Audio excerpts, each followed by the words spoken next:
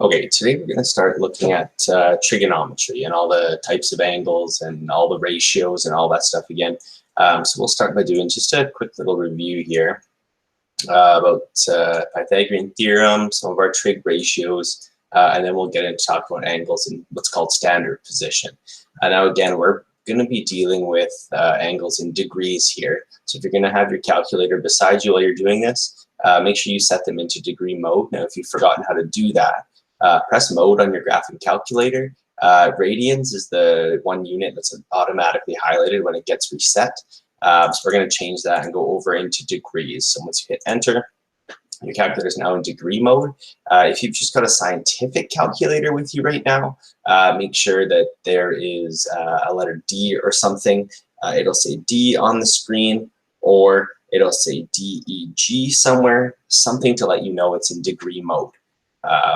As long as that's taken care of, we can go on. So let's look at what the Pythagorean theorem is once again. So as long as you've got a right angle triangle, the Pythagorean theorem says if you take the square of the hypotenuse, that's equal to the square of the other two sides. So our longest side we always call the hypotenuse. It's always opposite that right angle. Hypotenuse. A and B are going to be your legs, okay, or the other two sides of that right angle triangle. Okay, so there's some Pythagorean theorem just review for you. We got to talk about those primary trig ratios again as well. So given the triangle down below, okay, we can talk about the ratios with respect to some angles here. Now this symbol that looks like an O with a line through it, we always called that theta. That's going to be our Greek letter that we use for angles. The other one in there, that's a symbol, again, beta, okay, another Greek letter. Sometimes you see it for angles or alpha, something like that. But here I have two angles, beta and theta. Now we're basically going to come up with those trig ratios with respect to this triangle. Now in order to do that, notice how my sides don't really have any labels. Let's just give them some letters that we can use to talk about this. Let's just use A, B, and C. Okay, so A, B, and C, just like we would have done for our Pythagorean theorem anyways. Now, let's go do our trig ratios in relation to both angles, because if you remember from Math 10, the ratios change slightly if your perspective changes. So we'll do theta first. So in relation to theta, okay, there were three ratios. There was sine, cosine, and tangent. Now each of them had a different relationship with side lengths. So if we're going to do theta first, we started with tangent before, so let's do that again. So tangent is going to be equal to your opposite side to that given angle divided by that adjacent side. So here's theta. The opposite side to theta is on the other side of the triangle. So that's going to be side length A. Okay, so there's my opposite. Adjacent is going to be the one right beside it. It's not the hypotenuse. So sometimes those get confused. So B is going to be our adjacent side here to theta. So A over B would give us a ratio for tangent, okay, the relationship between those two sides. If we do the same thing for sine and cosine, the sine ratio deals with the opposite side length, so A again, over the hypotenuse. In this case, we label that C. Okay, the last one is for cosine. I'm going to run a space, so let's do this here. Okay, so for cosine, we're going to use the adjacent side length, so B, also with the hypotenuse, C. So adjacent over hypotenuse, opposite over hypotenuse, opposite over adjacent. There's your three ratios. And we've got to do this again because those ratios change if my perspective changes. So now pretend we're looking at a different angle. So in relation to beta now. A tangent first, so tangent of beta. Now I've got to pretend I'm at beta. Okay, my opposite side to beta is actually B. Okay, that changes. Okay, so that's going to be B over A. The sine of beta is the opposite side length to beta divided by your hypotenuse. This time it'll be B over C. Now I think you can see the pattern. For cosine, it's going to be A over C. Notice how those swap. Okay, so if I switch angles, I'm switching points of view, my sides are going to switch also. Okay, so that's what we learned in Math 10. Just a little bit of terminology before we keep going. So here's kind of what we're going to work with now. Before we were only working with right angle triangles and kind of just in space without any other directions according to it. Now we've got to keep things in mind according to that Cartesian plane. Okay, so I've got my xy. Now I'm going to have an angle represented here. Now we call this line from the origin outwards, we call that our terminal arm. Essentially, that's where a point could be in free space, where that point and the origin connect in one unique line. That arm we call the terminal arm, basically where that angle stops. Okay, and the angle in question here, theta, it's starting at the x-axis, traveling counterclockwise to that terminal arm. Okay, we could go the other way as well. We could actually go clockwise, but we'll get into that in a couple minutes here. So that's called my terminal arm. Theta in there is my angle. Now this r here basically stands for that distance. Okay, that distance from the origin to that point, and we're going to deal with that also. Okay, so terminal arm is the one thing that's new, and you can see it says the ray form from the origin to that terminal point P. Now the new ones, rotational angle. Okay, that's the angle form when you start at the positive x-axis and rotate either clockwise or counterclockwise. So in this case, your rotational angle is right here in purple. That's theta. Okay, we're starting at that x-axis, rotating counterclockwise in this case. Okay, the angle in standard position. You're going to hear this a lot. Now, standard position really means it's the positive rotational angle starting from the positive x-axis, rotating counterclockwise. A rotational angle, I could either go clockwise or counterclockwise, but for it to be in standard position, I really need to make sure that we're going counterclockwise for this to work. Okay, that's what we call standard position. If I rotate clockwise, things happen in the opposite direction, and that's not what we want here. We want to make sure that we're always going to go counterclockwise. And I hope that was the right way up in the video. If not, the picture is right for sure. Okay, so if we flip that over, we're going to do a couple little things here. So where it says construct understanding, what you're going to do is plot point 3, 4. Now both those coordinates are positive. We'll do this one step at a time. So 3 to the right, 4 up. And somewhere over here, it doesn't have to be perfect. So we'll call that 3. We'll call that 4. You can make a little scale for yourself if you want. But there's my point, 3, 4. Okay, we can label that point P, and it's at 3, 4. Second step says to draw a terminal arm that includes P. That terminal arm goes right from that origin to that point. Okay, so here's my terminal arm. It's got my point on it. Okay, using that point, draw a right triangle, label the measures of the vertical and horizontal arms. So it looks like I've already got one of those lines from that for the right angle triangle we have to make. My axis is actually going to make one of the legs, so I need to basically create a line that isn't there before. I need the vertical one. Okay, so we're going to drop that down. I'm going to use dotted lines here. Now you can see I've got a right triangle. Okay, my right angle will be right in the corner. Okay, we're also asked to label the measures of the vertical and horizontal arms. So that terminal arm, the diagonal, the slanted one, actually our hypotenuse, it's created by a horizontal component and a vertical component. Okay, that horizontal component we're going to call X. The vertical component we're going to call Y. Hypotenuse we're going to call R. Okay. The reason we're calling it R, label it as a radius. So imagine you actually took that point and started moving it around. If you kept the end of the terminal arm on the origin, if you fixed that point, it wouldn't move. Here's what it would actually look like. So I'm going to create a new line here in red, and I'm just going to start spinning it. Okay, essentially what that does for us is it makes a circle, which is why we're going to call that hypotenuse R for radius.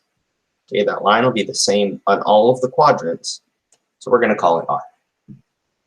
Okay, write the 3 primary trig ratios of theta, the rotational angle. Now, if we've started on the horizontal x-axis, my angle is that rotational angle going upwards. So we're going counterclockwise here. We're traveling in this direction.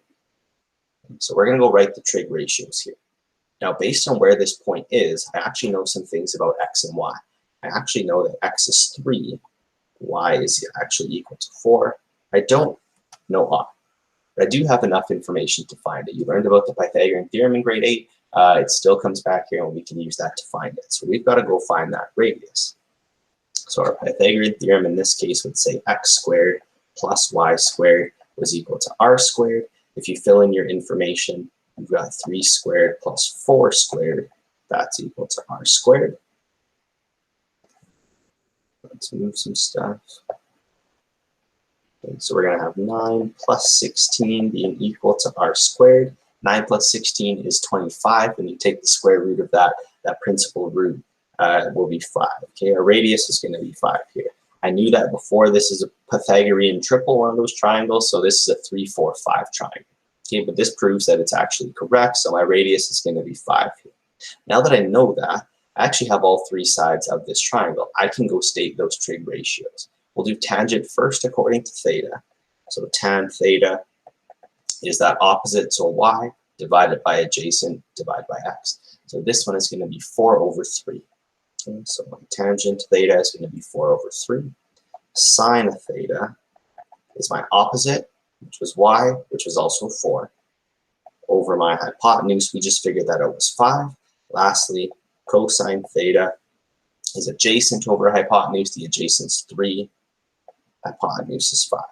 Okay, so we've got all 3 of our ratios in relation to this. Now we could actually figure out what this angle is by doing the inverse of each of these, and we should get the exact same number. It wasn't really what it asked us to do. We could test it out anyway, so as long as our calculator is in degrees, you could do the inverse of each of those ratios. So tan inverse 4/3, about 53 degrees is what we get. We could try it for sine also. Sine inverse of 4 over 5, same thing. Cosine inverse for 3 over 5 should also be the same thing. So we know we did this correctly since all 3 gave us the same answer. We get the same angle, so we know all of our ratios are talking about theta in question. Okay, so I could do all of this with Pythagorean theorem and those trig ratios to represent this scenario. Okay, so in general, what this actually allows us to say is that I don't only have to have this point. It could really be any point. So for any angle theta in standard position, okay, so it's rotating up from that x-axis counterclockwise, okay, where 0 is in between theta and theta is in between 360, so it's less than this. So my angle is actually got to be bigger than 0, but smaller than 360. So it could be anywhere in that Cartesian plane. For right now, we're sticking only to this quadrant, the first one. Okay, with the terminal point xy, those primary trig ratios are defined as the following. So for cosine, if you take the x value of your point, divide it by your hypotenuse. For sine, take the y value of your point, divide by the hypotenuse. For tangent, take the y coordinate of your point, divide it by the x coordinate of your point, and you're going to have your ratios. Okay, where it says the radius is equal to the square root of x squared plus y, we really did that up above. Okay, essentially this is just the Pythagorean theorem. Okay, so that's the Pythagorean theorem. No, nothing different really, it's just rearranged. Okay, and you could rearrange this for x or for y if you needed to. So I can write those in here if you'd like. So for x, that's going to be equal to the square root of your radius squared minus your y squared. For y, it's just the opposite. So r squared minus x squared. And you could find any coordinate you needed. Sometimes we won't be given the xy. We might actually be given a ratio and asked to do everything else. Okay, the information is just a little different. Okay, so therefore, if you actually rearrange these, you actually have a way of finding x and y. So x could be equal to r cosine theta. If you multiply both sides by r, the r's will cancel on the right, leaving you with this expression. By the same logic, you could do that for sine. So a point, x comma y, on that terminal arm could actually be written as r cos theta, comma r sine theta. Okay, and that has more applications in higher levels of math when you get into things like polar coordinates and getting into something on the polar plane, not the Cartesian plane. So there's a whole other system that this comes in handy for. Okay, so that first example down below, we're given a point, 4, 7. We're told it's on the terminal arm of an angle in standard position. Determine the distance r from the origin to that point as an exact value. And part B says determine the primary trig ratios. Okay, so we're just going to draw a little picture here. Help us out. Okay, so here's a little plane, four quadrants, just like you've learned. Now I'm told that my point is 4, 7. Both are positive, so I know I should be up in quadrant 1. 4 to the right, 7 up. So here's point P at 4, 7. Okay, R, my radius, goes from that origin to that point. There's that terminal arm we've been talking about. Here's my right triangle.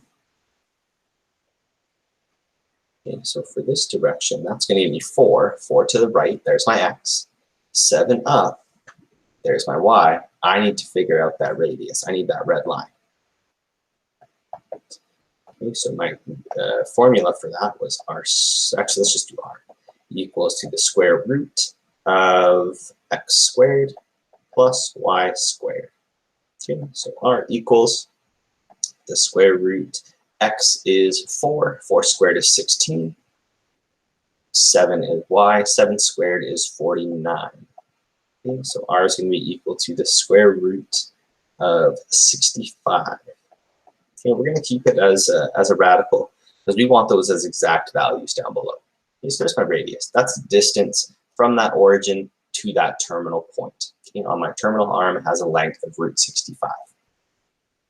Okay, determine those primary trig ratios determine them of theta. Okay, so they form an angle of theta, so the only thing we didn't include in this picture was actually my angle. Okay, so there's my angle. Again, going counterclockwise up to that terminal arm, so we are in standard position here. Determine those primary trig ratios. So we'll do tangent first. We had an expression for tangent up above. It told us it was our y-coordinate divided by our x-coordinate, so 7 over 4. Sine of theta we'll do next, and that told us it was our opposite y-coordinate divided by our radius, so 7 divided by square root 65.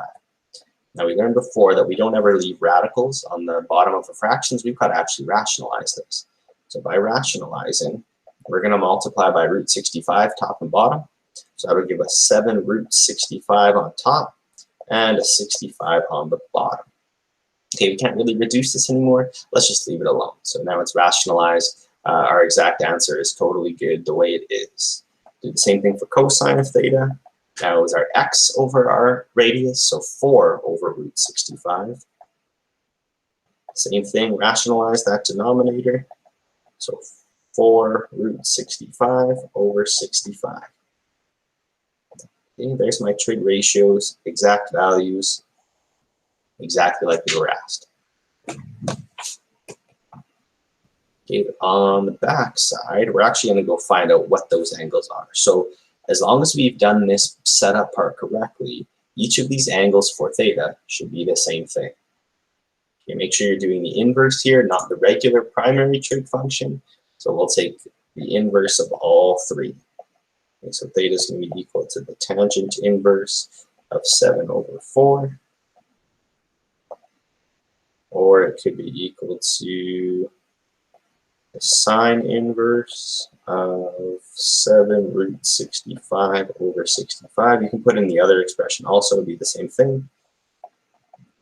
Or it's equal to cosine inverse 4 root 65 over 65. Okay, there's all 3. So we go type them in. Let's do inverse tangent first, 7 over 4. Again, we're in degree mode. About 60 degrees is what we get. Okay, we'll check the other ones also just to make sure. So sine inverse, we'll put this whole thing in. So use double brackets for the top. That should be for the first one, divided by 65. Hopefully I put that in right. Yeah, 60 again.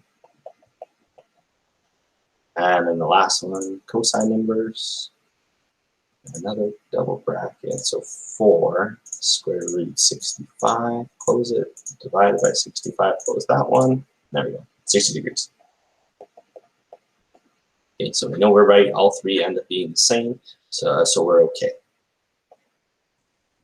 Okay, if you think about this, the relationship between the slope of that terminal arm and those trig ratios. Okay, so let's just draw a picture here. Okay, so here's going to be my terminal arm. And we'll zoom in here. Here's my terminal arm. Now I could have y and x. Here's my right angle. Here's my theta. Okay, the relationship between the slope of the terminal arm and those ratios. Now, if you remember anything about slope, the slope is equal to the rise divided by the run. Okay, now, if you think about this, the rise is our y, x is our run. If I actually were to fill those in, that would mean I'm going to do y divided by x. Now, we had a ratio already that had an expression that looked like this. And that said basically tan theta is equal to y over x. Now, since the slope is equal to y over x, tan theta is equal to y over x, that means that the slope must be equal to tan theta. Okay, they're the same. So therefore, we can say the slope is the tangent ratio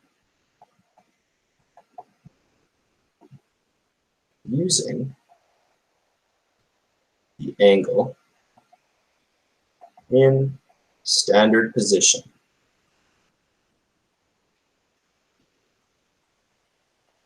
Okay, so in this scenario, that angle basically creates for us a relationship between y and x, so our opposite or adjacent, which is the same thing conveniently as our rise and run. So if I can actually find that, I actually know the slope of this line, which is kind of cool. A second example underneath, now they're telling us different information. So they're not giving us a point anymore. So they're really telling us that if the sine relationship of theta is equal to 5 over 13, determine the other two trig ratios as exact values. Now, a picture is going to be super helpful for all of the things we're going to do in trig. So let's draw ourselves a little picture. And just a little plane, a little grid. Now, for sine theta, this fraction is actually positive. And if you remember what sine actually tells us, this is going to tell us our y. 13 actually tells us our radius. Okay, opposite over hypotenuse. Now, since both of those dimensions are positive, we're still only in that first quadrant. We haven't actually moved yet, since these would have negative coordinates attached to them. So they're both positive. We're just right in that quadrant 1. Okay, so we'll draw our terminal arm. There will be our point. Now we can do a little bit of labeling. So we'll drop that vertical again, create our right angle. Here's theta. Okay, so our y is going to be 5 according to this. So here's 5. Our radius, your hypotenuse, your terminal arm length, whatever you want to call it, is 13. Now, in order to create those other two ratios, we need that coordinate for x. Okay, so Pythagorean theorem will tell you how to find that. So we're going to do x is equal to the square root of our radius squared minus y squared. Okay, so x will equal to, if I do the radius squared, radius is 13, this will give us 169. Y is 5, so I subtract 25. That means x equals 169 minus 25 is 144. So the square root of that, the principal root is 12. Okay, so now I know my x value is 12. Now I've got enough information to actually draw the other two ratios out. So for cosine, so cos theta is actually x over r. So that means cos theta is 12 over 13. For tangent theta, that's actually y over x. Now we knew y from before. It was, I believe, 5. So that'll be 5 over 12. Okay, there's my ratios as exact values. Didn't have to find the angle. That's not what we were asked to do. So we go. Same information down below, but this time I'm given cosine. And I'm given it in a ratio as well. So same idea. We'll draw ourselves a little grid. And again, for cosine, that top part of that fraction actually tells you x. Denominator tells you the radius. So x over r, just like we said it was up above. Okay, so we'll draw this out first. Since those are both positive, we're up in quadrant 1 again. Here's my scenario. There's my standard angle position. Okay, x is 2, so that's my horizontal. That's 2. My radius this time, square root 5. I don't know what y is. And in order to do this, I need that y value. Okay, so this means that y will equal to the square root of r squared minus x squared. Okay, so that's going to be, if my square root of 5 is r, square root of 5 squared is just 5. X is 2, square it, and it's 4. This means when I square root, subtract, do all of my stuff, y actually has a value of 1. Okay, so my 1 could go right there. Now I have enough to do this. So for sine theta, that is the same thing as saying y over the hypotenuse. So sine theta is 1 over root 5. But again, let's not leave that root 5 on the bottom. Let's rationalize it. And we could write root 5 over 5. Okay, so there's my ratio for sine. Now for tangent, so tan theta says y over x, opposite over adjacent. So for tan theta, it is equal to 1 over 2, or just 1/2. Okay, but if I try to test this out and make sure we actually did this correctly, we can actually find that angle. So inverse cosine of 2 over square root of 5, closing, and I didn't put the square roots. There we go. Okay, so about 27 degrees. Inverse sine equal to square root of 5 over 5. Okay, about 27 degrees. And the inverse tangent of 0.5, again, just about 27 degrees. So all 3 ratios basically tell us the exact same angle, just like we hoped. Okay, so there's that first lesson. And if you notice in all of these examples, we were basically sticking to that first quadrant. And when we come back for the next video in lesson 2, we'll talk about what happens when maybe I have an angle somewhere else, and we'll talk about what that means. So I hope that helped, and we'll see you next time.